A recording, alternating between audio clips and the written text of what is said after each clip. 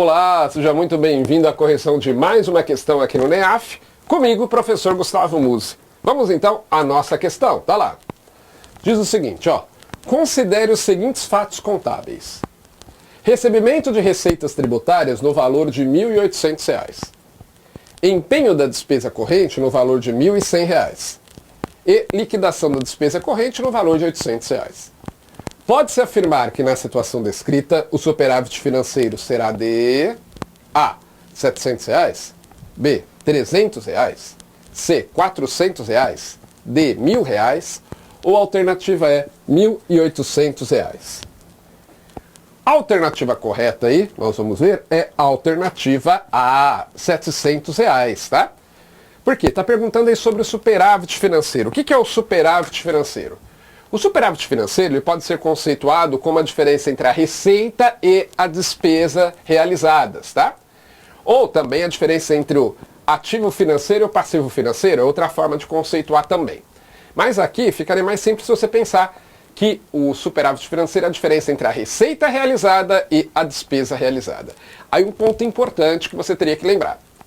Receita realizada é a receita que foi efetivamente arrecadada, né? A Lei 4.320 diz que pertence ao exercício financeiro as receitas nele efetivamente arrecadadas.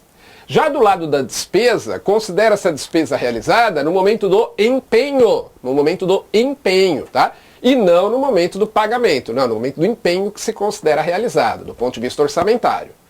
Então é só eu comparar a receita que foi arrecadada efetivamente com a despesa que foi empenhada e eu vejo a diferença. Esse é o superávit financeiro, conforme eu coloquei ali, ó. Então o superávit financeiro, ele é obtido pela diferença entre a receita e a despesa realizadas. Ora, a receita realizada está aqui, ó, recebimento de receitas tributárias no valor de R$ 1.800. A despesa realizada é a despesa que foi empenhada, R$ 1.100. Ah, professor, essa despesa liquidada a gente nem vai usar, não interessa pra gente, tá?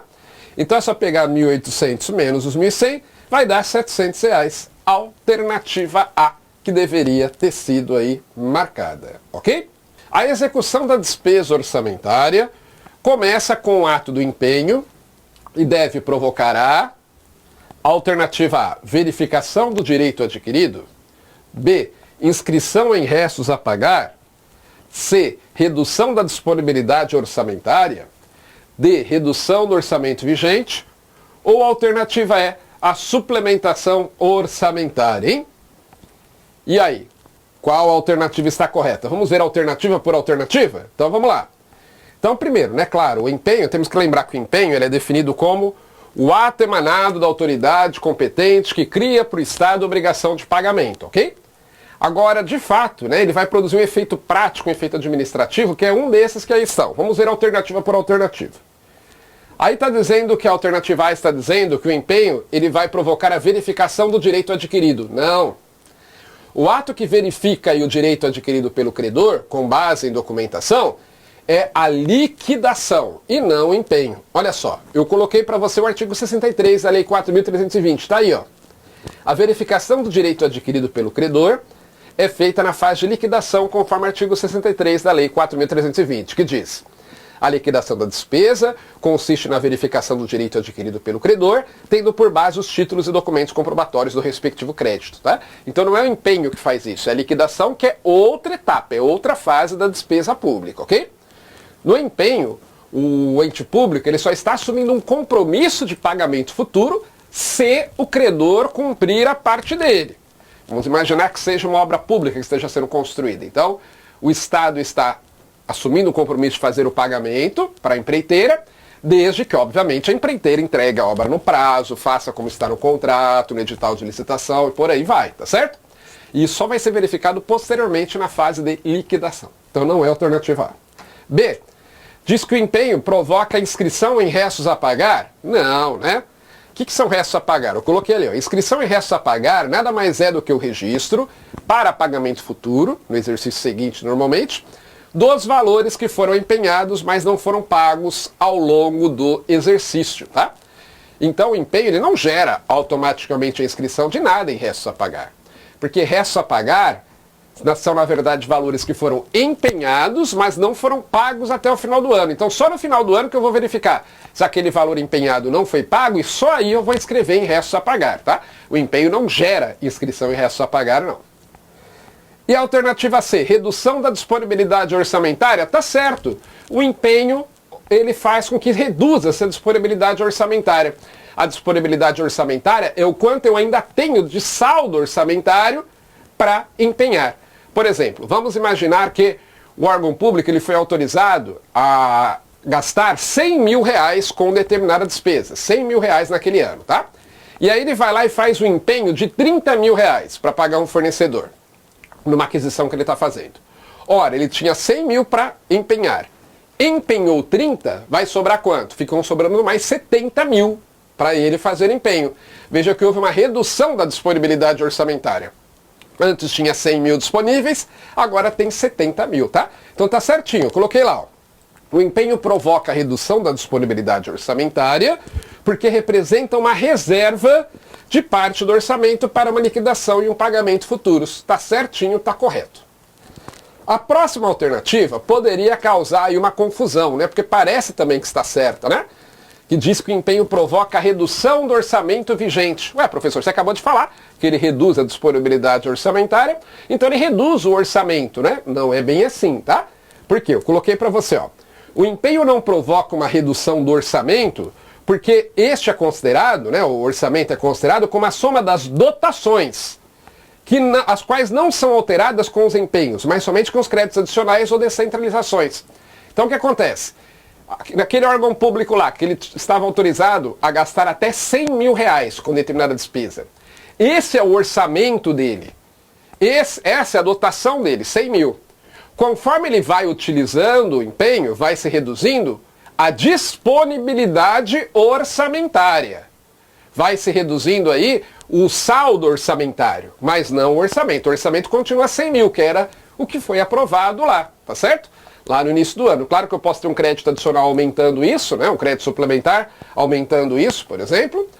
Ou posso ter até uma descentralização, que é quando ele tem que repassar parte do que ele estava autorizado para outro órgão executar.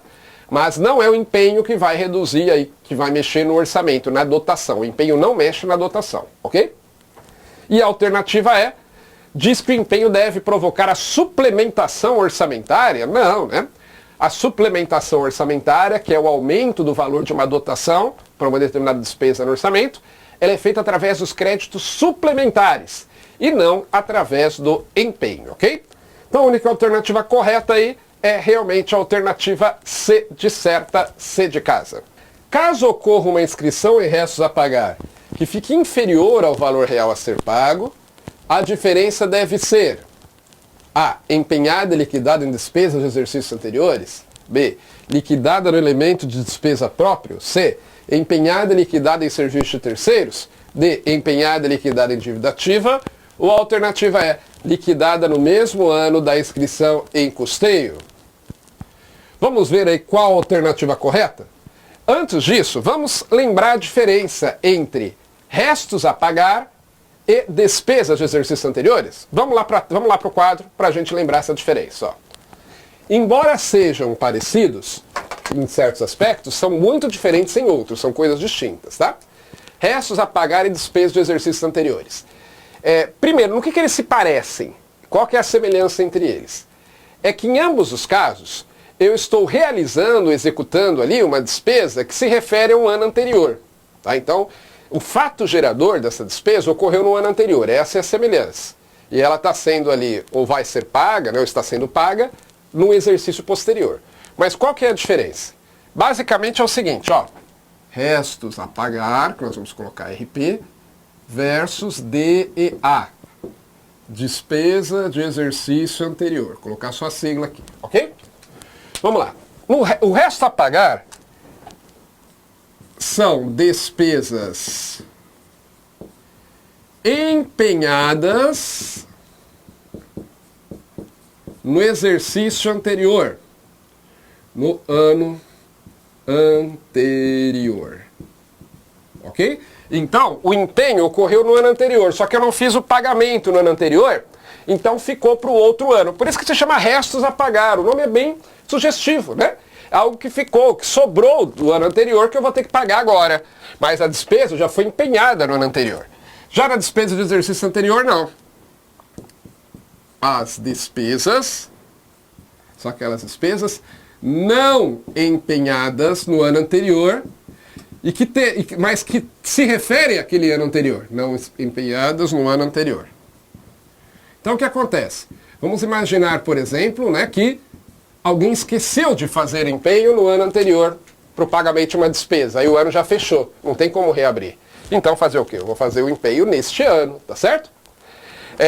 Ou então, é uma ação judicial que se refere a um contrato de 3 anos atrás e que o autor da ação ganhou agora o direito na justiça de receber aquele valor. Na época não foi feito o empenho porque o órgão público entendeu que não tinha que pagar. Tanto é que o cara teve que entrar na justiça. Então, como a justiça agora determinou que vai ter que ser pago, então se faz o empenho agora. Tá? Então não foi empenhado antes. E aí outra grande diferença. Os restos a pagar são considerados, o pagamento, né, o seu pagamento, os restos a pagar são receitas extra-orçamentárias, e aí o seu pagamento é uma despesa extra-orçamentária, tá? Então, o pagamento de restos a pagar é uma despesa extra-orçamentária. Por quê? Porque o pagamento está sendo feito no ano seguinte. Só que eu não vou empenhar de novo, porque já foi feito o empenho no ano anterior. Então, como eu não vou empenhar, eu vou fazer o pagamento por fora do orçamento, vamos dizer assim, né? Porque só vai ter que produzir os efeitos financeiros aqui. Os orçamentários já foram produzidos no ano anterior com empenho. Já no caso da DEA, no caso da despesa do exercício anterior, não. Seu pagamento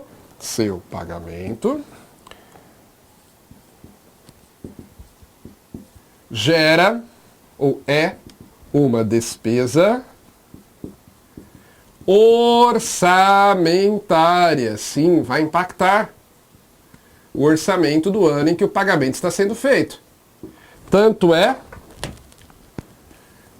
que eu estou fazendo o empenho nesse ano, é ou não é? Estou fazendo empenho nesse ano, é porque ela não foi empenhada no ano anterior, então vou ter que fazer o empenho nesse ano. Então, vai impactar o orçamento do ano em que está sendo feito o pagamento. Portanto, será uma despesa orçamentária, tá? E aí, inclusive, isso aqui tem que ser feito em rubrica própria. Em rubrica própria. Em rubrica própria do orçamento, tá? Tem que ter lá uma despesa ali específica, uma dotação específica para pagamento de despesas de exercícios anteriores. Tá? Aqui é a rubrica. Em rubrica própria no orçamento. Ok? Muito bem, então voltando lá, feita aí essa rápida revisão, nós conseguimos ali achar a alternativa correta. Ó. Caso ocorra uma inscrição e restos a pagar que fique inferior ao valor real a ser pago, então for inscrito, por exemplo, foi inscrito R$1.000, só que na verdade vai ter que pagar 1.100. O que eu faço com a diferença? Aí a alternativa A. Ó.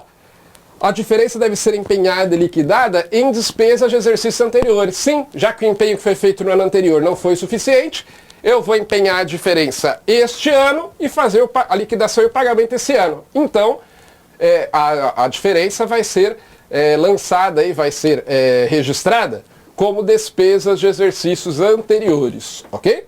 Aí eu coloquei lá, ó. No caso de o valor inscrito ser insuficiente para pagamento, a diferença deve ser empenhada para que possa ser paga. Sim, porque para fazer pagamento eu tenho que ter feito o empenho e a liquidação.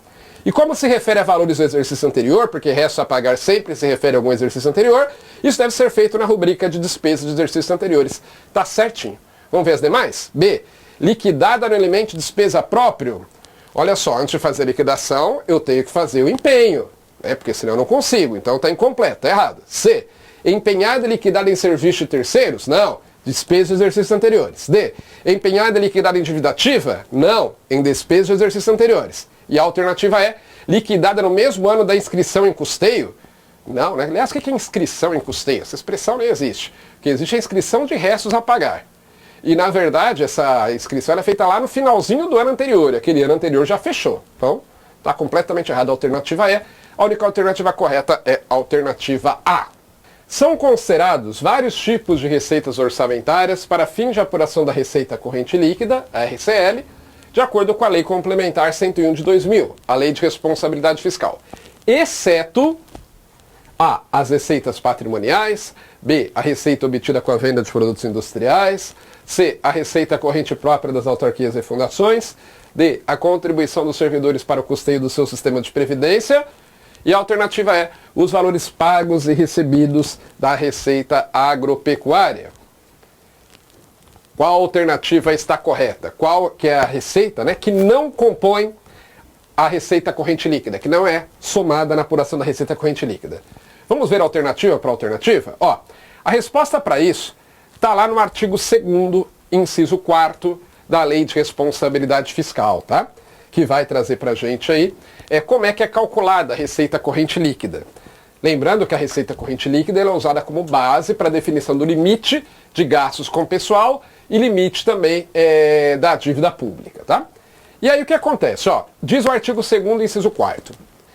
Considera-se, né, como receita corrente líquida o somatório das receitas tributárias de contribuições patrimoniais, industriais, agropecuárias, de serviços, transferências correntes e outras receitas também correntes, ou seja, vão se somar todas as receitas correntes, deduzidos, aí exclui algumas receitas. Aí vamos lá. A alternativa A já dá para ver que ela faz parte, né, vai ser somado, porque é receita patrimonial, e no inciso 4º está dizendo que vai ser somada a receita patrimonial. A alternativa B, a receita obtida com a venda de produtos industriais, também faz parte da receita corrente líquida, porque é a chamada receita industrial, está lá no artigo 2º, inciso 4º também. C, a receita própria das autarquias e fundações, embora não fale expressamente, mas ela também é considerada como parte da receita corrente líquida, tá? Autarquias e fundações, por quê? Porque elas recebem recursos do orçamento, então as suas receitas também vão ser somadas na receita corrente líquida, diferentemente das empresas públicas e sociedades de economia mista. D, a D é a que nós estamos buscando. A D é a receita que não vai ser somada na receita corrente líquida. Por quê? Ela entra na exceção que está na linha C, que eu coloquei aí para você, ó. Deduzidos, né? Deduzidos, ou seja, não vai somar, deduzidos na União, nos estados e nos municípios, a contribuição dos servidores para custeio do seu sistema de previdência e assistência social. E então, a contribuição dos servidores para custeio do seu sistema de previdência não é somada às demais receitas para compor a receita corrente líquida, é uma exceção, tá certo? Que está no artigo 2º, inciso 4º, a linha C da Lei de Responsabilidade Fiscal. Então essa é a alternativa a ser assinalada. E aí, os valores pagos e recebidos da receita agropecuária, bom, pago não vai ser mesmo, né? Porque receita não é paga, é recebida. E os recebidos vai sim fazer parte, porque é a receita agropecuária, ok? Então, portanto, aí, a alternativa D é a alternativa correta, que deveria ter sido assinalada. Há um estágio da receita orçamentária em que são levados em conta a variação do índice de preços, o crescimento da atividade econômica e as alterações da legislação tributária. A saber, A, o recolhimento, B, a tributação, C, o lançamento, D, a arrecadação, ou a alternativa é a previsão. Hein? Em qual estágio da receita orçamentária que é levado em conta a variação do índice de preços, o crescimento da atividade econômica e as alterações na legislação tributária? Vamos lá? Vamos ver alternativa por alternativa? Ó. A alternativa A, que fala de recolhimento. Não. Embora o recolhimento seja uma fase, né, da receita pública, a quarta e última fase da receita pública, ela é simplesmente a fase em que os recursos arrecadados pelos agentes arrecadadores são entregues ao Tesouro Nacional, tá? E aí não precisa levar em conta a variação de índice de preços, crescimento da atividade econômica, nada disso. O recolhimento é um ato material simplesmente de entrega dos recursos arrecadados à conta única do Tesouro Nacional. B, a tributação. Não, a tributação ela nem é fase, ela nem é estágio da receita orçamentária. Já poderia eliminar por aí, né? A tributação, na verdade, é atividade de instituição e cobrança dos tributos e não é estágio da receita orçamentária. Então, tem nada a ver em levar em consideração aí a variação do índice de preço, crescimento da atividade econômica e as alterações da legislação tributária. Até pode ser que se pode levar, pode até dizer que isso possa até ser levado em conta em algumas situações da tributação, mas de qualquer forma não é estágio da receita orçamentária, já eliminamos.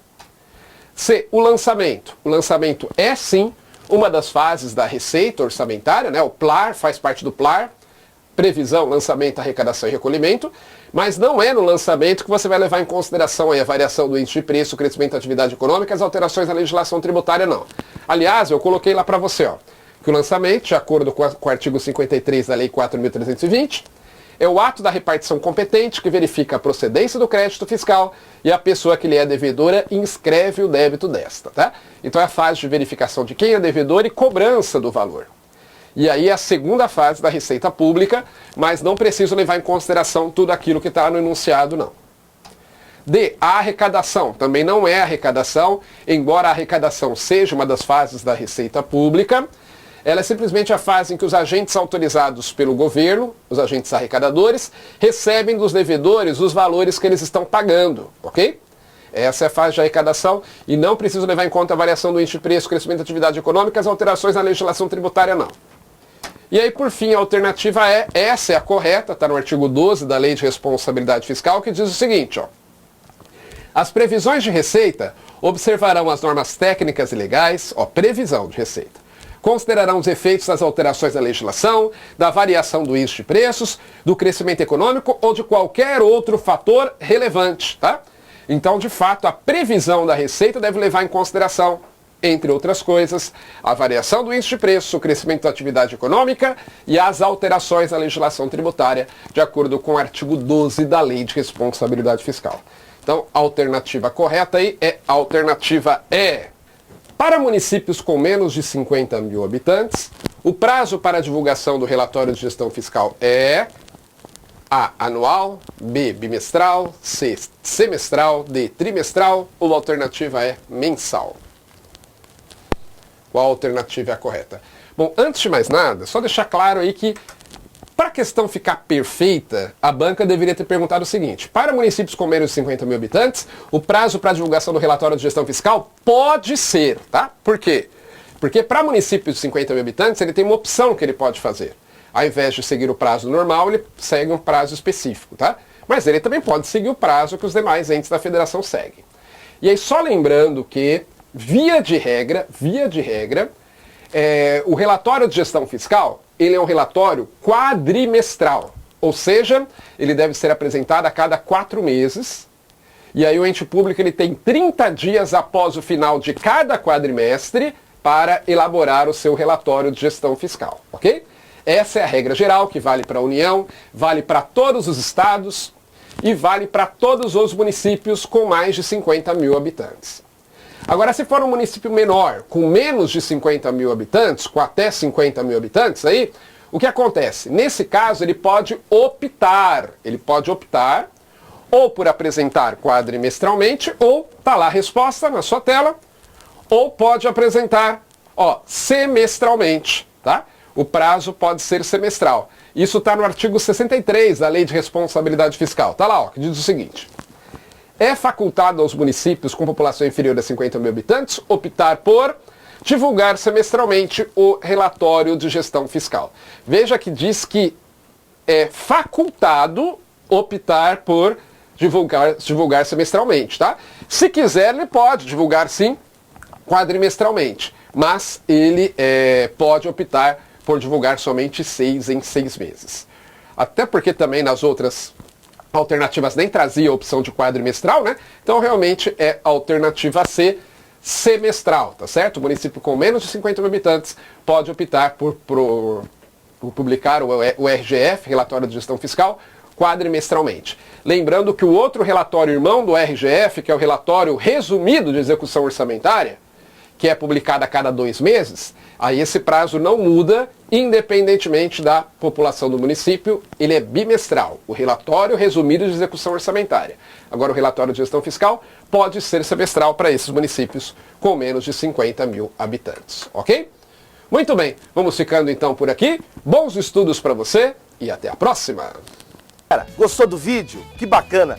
Então clica aí, né? Dá uma curtida, faz um comentário se você puder e inscreva-se no nosso canal do YouTube. E deixa lá no sininho, ao clicar, você recebe as mensagens também de notificação. Visite nosso site e conheça nossos cursos preparatórios para concursos públicos. Muito obrigado!